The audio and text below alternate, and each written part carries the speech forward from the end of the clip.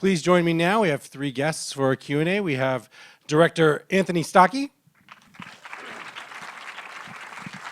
Director Graham Annabelle, and producer Travis Knight.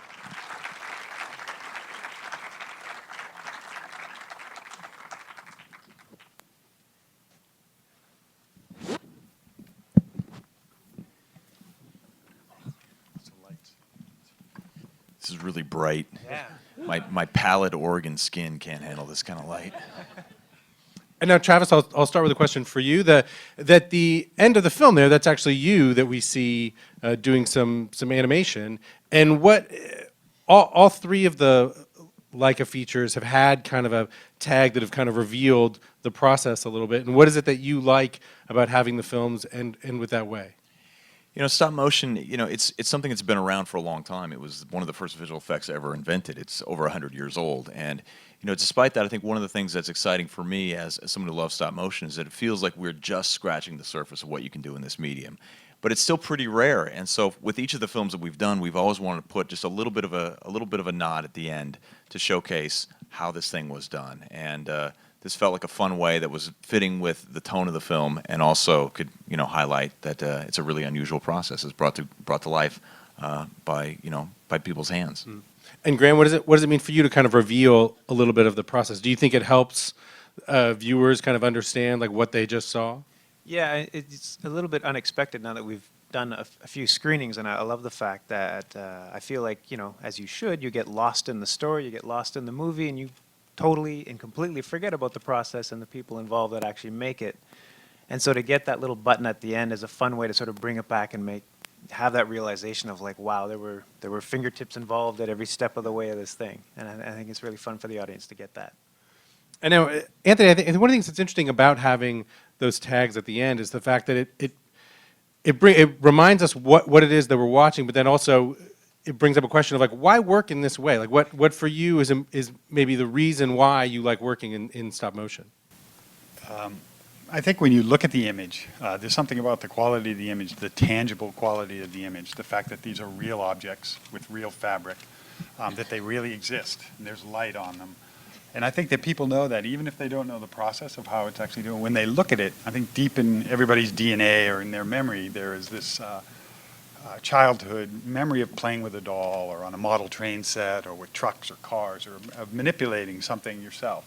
And so when you see these objects in these little sets, somehow you remember that. It comes back to, in a way, it's tangible in a way that watching a CG film or a 2D drawn film isn't. People don't have any, visceral connection to those mediums and stuff. But I think this, and the idea when you pull back and you see that really exists, that set's really built, that's something that's inherent in the look of stop motion. And yeah, one of the things I find so interesting about this, and Travis, I can direct this to you, is that this isn't necessarily a retro process. You're using digital cameras. I know 3D printers are used in model making. Like, it's not as if this is some Luddite anti-technology process. Oh, yes, it is.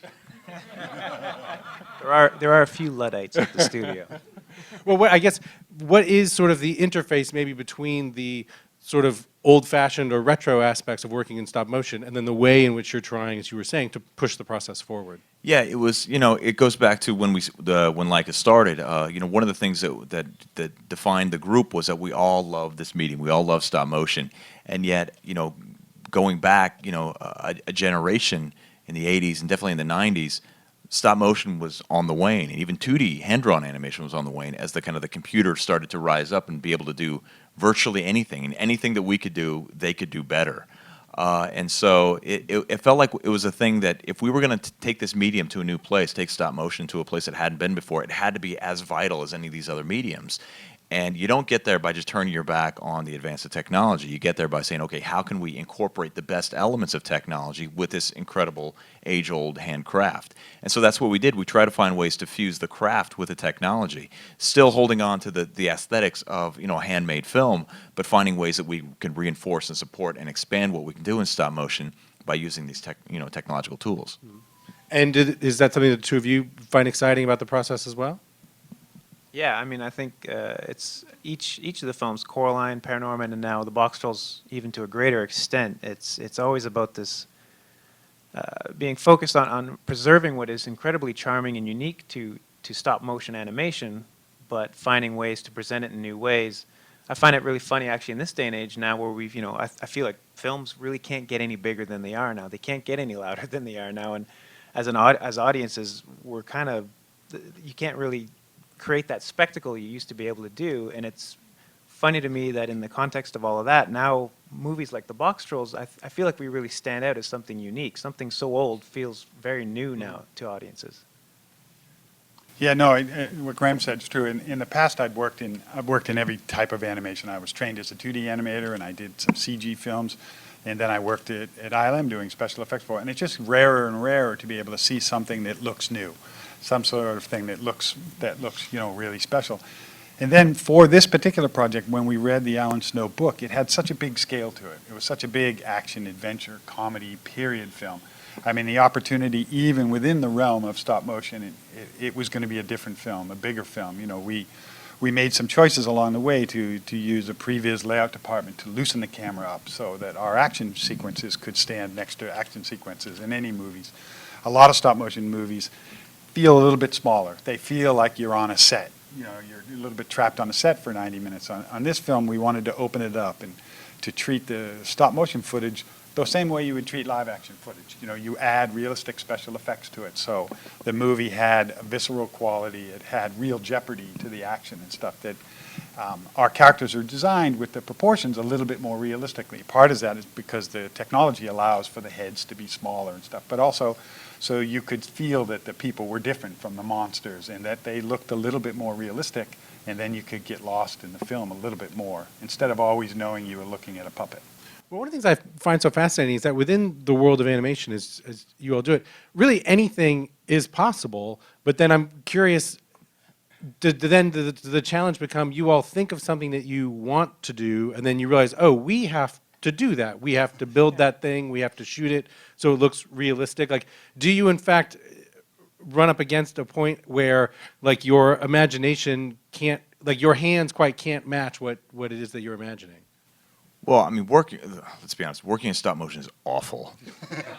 It's the worst. It's such a stupid way to make a movie. It's ridiculous.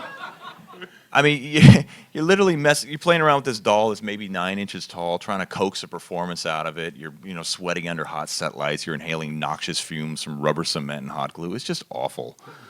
But it does have an extraordinary charm. I think anytime you see something that's been brought to life by an artist's hands, it just has a different kind of a quality. But there are absolutely things that stop motion does not do well. There are things, there are definite, strict limitations to what you can do within the medium. And so but we don't want that to limit the kinds of stories that we can tell. So we have to try to find ways to bash through it.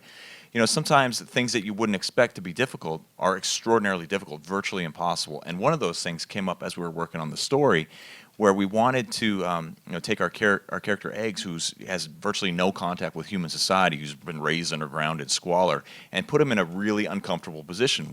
And from our perspective, the worst possible thing you can put a kid like that in is a aristocratic dance party. And so we thought, what if he was in this big ballroom sequence with all these aristocrats trying to fit in? And it was a great story idea. Maybe we wouldn't think it would be difficult to do, but it was virtually impossible. It took us 18 months to shoot that sequence. And now for people who aren't animators, I think it's maybe hard for us to understand what is the challenge. Like, what is the thing that you realized, like, what were we thinking? Every department on that sequence, because we had a great sequence. It was called Tea and Cheese, and it was a tea party. So it was just Egg sitting at the table with Winnie and her parents. And it was hilarious. And Toni Collette did this great performance as the nervous mother meeting this strange little boy. But it wasn't enough of a public humiliation for Egg. So in the story department, we don't worry about whether we can do it or not. Travis doesn't make us stop. We said, a dance party, a waltz. Just that alone took, Emanuela Cozzi, one of our best storyboard artists, had to storyboard a waltz, which is a lot of drawing and a lot of research to figure it out. Then our composer, Dario Marinelli, had to write a waltz that not only is a waltz all the way through that sequence, but it's also become score underneath Snatcher stalking Eggs and the little romantic moment. So he kept the waltz going at the same time as scoring the story beats. Then we had 2 choreographers from the Portland Ballet come in and reproduce the whole sequence inside our studio so we could film it. Mark Stewart, our cameraman, could film it from every angle as reference. And then we had what we have these breakdown meetings where we take the sequence when it's storyboarded and we have a breakdown meeting, and Yeah. that was the worst breakdown meeting I've ever been Yeah, to. because usually the breakdown meetings, all the heads of department are there, and it's a pretty energized session. Everybody's sort of jumping over each other to say, how to divvy up the workload shot by shot. And every time you walk into those meetings, there's a lot of energy in the room. Everybody's busily talking and going through the packets and figuring out how they're going to all deal with the stuff in the sequence.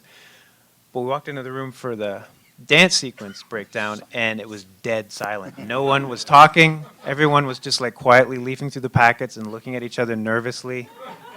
And then we're like, oh wow, I think we finally We overstepped. didn't know enough. We didn't know enough to know what we'd done. Travis knew. He was asking, so you guys, you see the dance sequence yet? To the heads of department. We were obliviously figured, well, the mecha drill attacking the town at the end, that'll be the hardest sequence. No, that one they could handle fine. It was the dance sequence that gave everybody pause. And they had to redesign puppets so that beneath the skirts there was coils, kind of like a slinky, so you could get the up and down motion on that. And then it was just the integration to the practical puppets dancing was hard enough, with the animator needing access to this dance floor in the midst of these dancers, and then integrating the background CG puppets who are dancing in between some of the real puppets. It's just a real logistical nightmare. And now I'm interested in, given that the nature of animation, in particular stop motion animation, is such a team effort. There are so many people working. I'm curious, kind of, if the two of you can maybe talk a little bit about the role of the director within the sort of the workflow, within that dynamic, specifically because it's not a director in the way that I think most audiences are used to. Like, you don't have actors to sort of stop on the set. You're not saying action and cut in kind of the typical way. So for you, like, what does sort of directing a film like this kind of mean? Well, I know for me personally, I worked in the story department on Coraline and Paranorman, and so this was my first time out as a director. And I thought, being upstairs in the story department, I figured I knew what was going on out in those stages, and I knew what was involved, but I really didn't. So it was a huge learning curve for me. I felt like a guy that had gotten really good at, making paper airplanes, and then suddenly found myself at the controls of a 747. I mean, there were so many more decisions to make and so many more things to do. But it's strange as far as the actual directing, like say the acting, with animation and stop motion especially, that whole performance sort of gets encapsulated and broken down into segments instead of having you on the set with the actor and going through it and cut action. You do the voice session, you direct the voice work, then you've got to sit and you've got to direct the animator on the actual acting performance using the voice. So it all sort of gets segregated out. So you do all the same things, but they're separated by months in between and stuff. And then, the thing for me, having worked in a few different, for me, stop motion animation kind of combines all the worst attributes of animation production and live action production without any of the benefits of either one. It's somehow Travis and his company have figured out a way to suck all the good stuff out of film production and combine. Because in traditional animation production, you animators don't want to be out in front of the camera. The reason they're animators is because they want to sit at a desk and draw or sit behind a computer screen and hone their sequences over a week. And you can take a pass at a sequence and then add a few frames or remove a few frames. And then over a week or two or a couple of weeks, you can work on that performance. In live action, you shoot as many takes as you want until the actor gets the performance that you want. But in stop motion, you don't get that long time to work on the sequence as you do in traditional animation, and you can't do as many takes as you want. The animators get one rehearsal, maybe a block, and a block is essentially figuring out, say Portly Ryan is walking down the stairs, where is he on frame 24, where is he on frame 48, where is he on frame 72, that's a block. Then you do a rehearsal, which is breaking that down a little bit further where you're figuring out the performance, and that may take 3 days, but you get one of those. You start with Portly Ryan at the top of the stairs, you end with him in his final position, you figure out the sequence in between, and then you do it for a final shot. So it's like having opening night every day for 18 months with no rehearsals.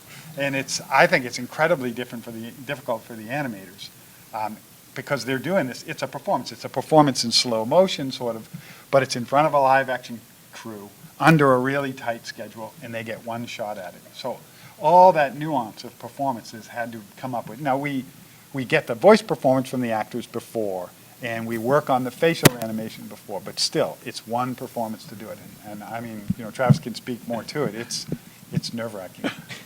Well, Travis, I want to be sure to ask you that across the 3 features now that Leica has made, with Coraline, Paranorman, and now the Boxtrolls, it's interesting that the stories are very distinctive. They each have their own film in their own way, but there is something of a house style, or maybe it's even more of a feel that's happening in those movies. And how do you sort of describe it? Like, I guess, what is there sort of a Leica touch, or like, how do you see maybe what unites those films? Yeah, I think, from my perspective, it's less a house style than it is an approach or a philosophy. I think, with each of our films, we wanted to explore different ideas and different themes. There are recurring motifs. There are, aesthetically, visually, stylistically, the design is completely distinct on each film. But our approach to filmmaking is the same regardless. We really do, the things that we loved growing up, the Amblin films, the classic Disney films, Snow White, Pinocchio, what they shared in common was that they all had a really artful balance of darkness and light, of intensity and warmth, of humor and heart, all those different things blending together so you have a really dynamic story. That's the kind of approach that we bring to our storytelling. We want to respect the intelligence of the audience. We don't want to speak down to them. We don't want to water down the material. So that means sometimes we end up exploring some stuff that's a little bit more thematically challenging. But in the end, we think those are the kind of experiences that are the best kind of experiences for families to share together in a theater. I know, from my perspective, I'm the father of 3 children. When I've come home from a film with the kids in the back, and we're talking about what we just saw, and they're really engaged and animated, we can get to discuss some of the the elements and the issues and the themes involved. That's a great experience for me as a father. Those are the kind of experiences that we want families to have when they see our films. We don't want to make little pop culture confections. We want to make films that actually mean something. And now that brings up a great point about the Boxtrolls in particular, as well as the other Leica films, is that they seem like they are films for children that are also films for adults. And what is maybe the challenge in sort of creating something that works on those 2 levels? Are you thinking of kids first? Are you thinking of adults first? Like, how do you sort of create a movie that's always working in those 2 ways? Well, we really don't think of it in terms of kids' films or adults' films. We think of them as family films, and so that means you want to find elements that can appeal to all members of the family. They're going to be different. Something that an 8-year-old kid responds to is probably not going to be the same thing that a 30-year-old man is going to respond to. But that's why you try to have something that kind of simple at its core, but then you can layer metaphor, ideas, different things, different levels of humor and sophistication in there, so it's still stuff that can be appreciated at different age levels.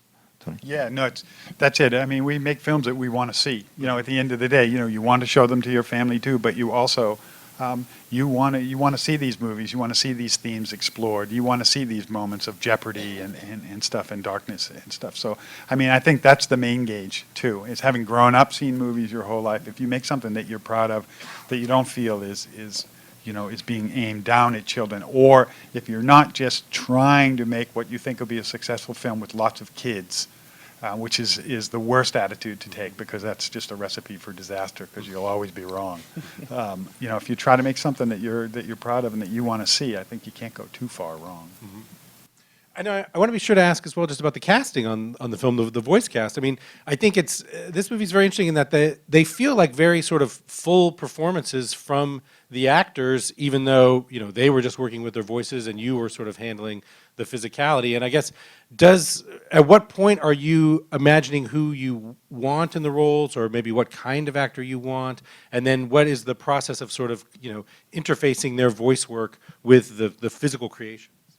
Well, when we first started working with the Alan Snow book, we realized, for us, that the most unique creations were the Boxtrolls, and that the core story involved the Boxtrolls raising this boy underground. So we immediately started to look for the voice of the boy. So we knew it was going to be a period film set in a European-type locale, which means English accents for the American audience. So we did look at a lot of young English actors, and we found Isaac Hempstead Wright, who we really liked. And once we sort of focused on him, it becomes a quest for building the orchestra around him. It's literally, taking all clips from his movies and from interviews with him, playing them against the design, which at that point was only a drawing. Does that feel right? Does it feel naive enough? Does it feel like he was raised by creatures who eat bugs underground? And whatever feels right. And then he's going to be spending a lot of time with Winnie. Now, Elle Fanning had, her whole family had been a friend of the studio, so we had hoped that she would be involved.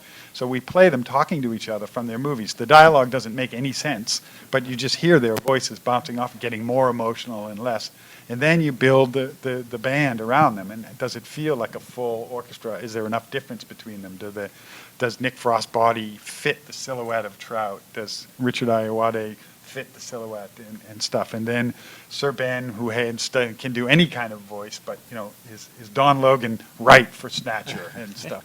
And that you just keep doing that until hopefully they say yes. And it's incredible. You were telling me that Ben Kingsley really has not done a lot of animated voice work. Were you surprised that he agreed to the role? Yeah, I mean, he was at sort of the top of our list for our villain, but I don't think any of the three of us thought he actually would, take on the project. And so when he did, it was like, okay, we better get our A game on here. No, he's one of the greatest actors who's ever lived. We're a rinky-dink stop-motion outfit in the Pacific Yeah, Northwest. he'll do it. Yeah, no problem.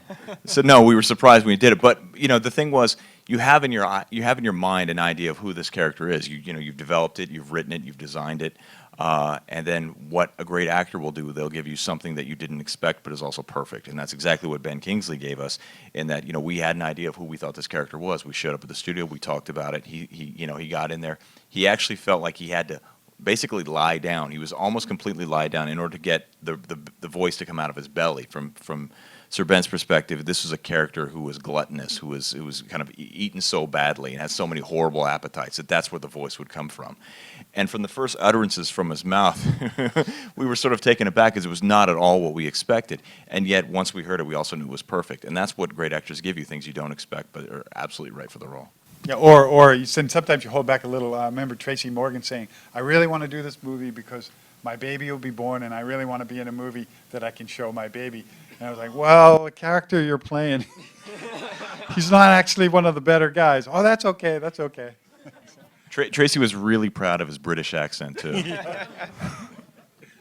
Well, that brings up a great point. Those three characters, Richard Ayoade, Nick Frost, and Tracy Morgan, they have a fantastic interplay. In some ways, you kind of want to see their movie in a way.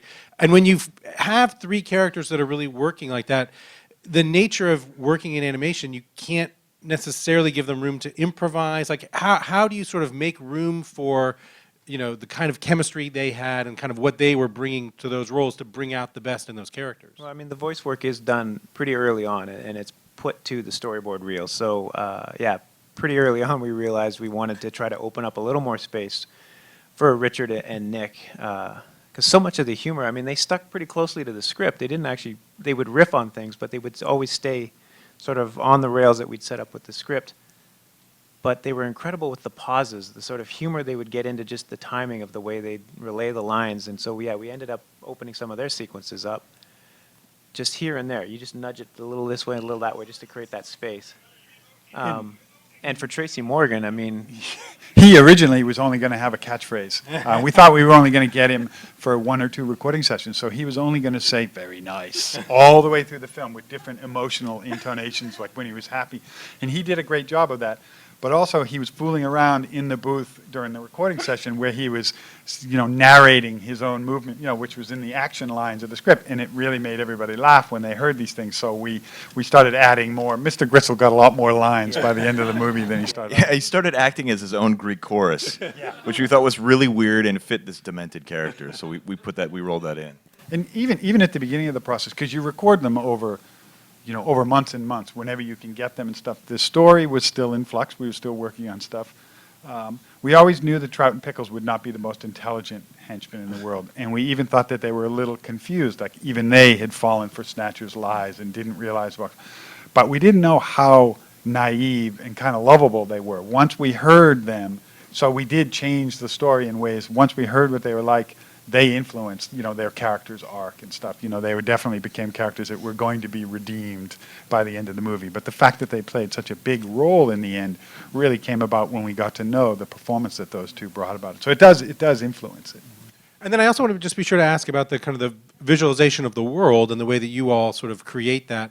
I mean, story, as you were saying, sort of presents itself as kind of a generic Middle European location, but how did you kind of build up, the sort of slightly steampunkish aspect of the creation that they make, and then also even just you have so much fun with just the fact that there's this addition of cheese like throughout the world. Like what is the process like of just visualizing the world of the story? Whenever you read the script, what you're hoping for at the beginning is that you have, of which this book had none. There's a few things. Is that there's a very obvious core emotional story that as you go into the story of writing the script and storyboarding it, all that stuff we had to kind of pull out of Alan's book a lot. It's the Ratbridge Chronicles in the original book. Cheesebridge is a name that we applied to it. Alan wrote it about a specific area of London that we actually looked at. It's a horrible place. So we knew that wasn't going to be what we were going to set it on. When I read it, David Lean's Oliver Twist, Polanski's Oliver Twist, and there was a French graphic novelist that I love, Nicolas de Crécy, and he immediately thought of him as for the look of the world. And then Michel Breton, our concept artist, had worked on Coraline, and I'd seen a lot of his work. So we were very lucky, or I was very lucky at the beginning of the process, is that the visualizing the world came very quickly. I knew exactly the way we wanted to look, and we brought Nicola, did some experimental stuff, and then Michel came and started doing art. We pretty much nailed down the look of the world very quickly. Getting the look of the characters to fit into that world was a little bit harder, because usually in animation you do it the other way. You design your characters and then you design the world around them. But here the world landed very quickly and very easily, but the characters were more of a struggle. One of the greatest things, one of the most difficult things with animation is that you have to create an entire world and everything that lives within it. In live action, you get some of that stuff for free. Some of this stuff already exists. With animation, nothing. You have to start from scratch. Everything has to be designed and built. Every single thing, from the city down to the little flower that grows in the gutter. And so that's challenging. It's a lot to take on, but it also allows you to do really interesting things that reinforce the ideas and themes of the story. There's this part of the story that kind of about the socioeconomic strata and social climbing, and it made sense for us with that idea to have this really kind of stretched out vertical city, because that was a way that we could reinforce the idea of the and themes of the story. There's also this notion that Snatcher spreads propaganda, and this entire town has been corrupted by lies and distortion. And so we thought, what if we reinforce that idea in the production design? So the buildings are literally stretched and twisted and distorted and sagging on top of each other as if they can't even support their own weight. That's a way visually you can enhance the ideas and the themes of the story without having to be so blunt about it in the dialogue. Mm-hmm. And it's one of the great things about animation, but it's also incredibly challenging because everything has to be designed. And I want to be sure to ask, the song that's sung kind of in the middle of the movie is written by Monty Python's Eric Idle, and how did that come to be? How did you get in touch with him? And then also, I don't know what process that happened, was sort of Monty Python-esque in any way, like a watchword for the production? Yeah, I mean, it was something that we'd always used to describe the project, that we wanted this Monty Python-esque feeling to the whole film. And that was yet another moment of, we'd gotten Sir Ben as our villain, so we thought, why not? Why not ask Eric Idle? You can't hurt. And lo and behold, we were on a phone conference call with him and describing what we wanted out of the song. And it was amazing to me that, with just a pretty short description of what we really needed out of it, he turned it around in a couple of days, and we're listening to him playing the guitar and singing the song, on the phone, and it was just incredible. It was funny, Tony, you were describing, when we were, laying out the sequence and what was happening in it, Eric would just sort of go, yeah, that's funny. Yeah, that's never funny. laugh. Yeah, that could be He would funny. never That could be laugh. funny. He'd never react to anything. But I think what really kind of pulled him into the movie was just sort of the political undertones, this idea of Snatcher using this frou-frou character to manipulate the whole town, and really spoke to him. He saw a lot of depth in there and things to play with. And now just the last thing I want to ask is I noticed also in the end credits for the film, you have a credit for Like a Babies. I guess are those babies from born during the production? Yes, it's just an incestuous pit out there on that studio floor. It's so gross. No, I mean, these things take forever to make, forever. The pace is glacial, and so, Some of those kids are in college. so all those names on there are kids that were born over the course of production, and marriages are grown and destroyed over the course of one of these films. Lives are ruined. Children are born. This is a way we can celebrate the good things that come out of the production. New life. Life begins anew because of these films. Well, that sounds like a wonderful way for us to wrap up. Please, everyone, join me in thanking our guests tonight, Travis Knight, Graham Annabo, and Travis Scotchy. Thank you.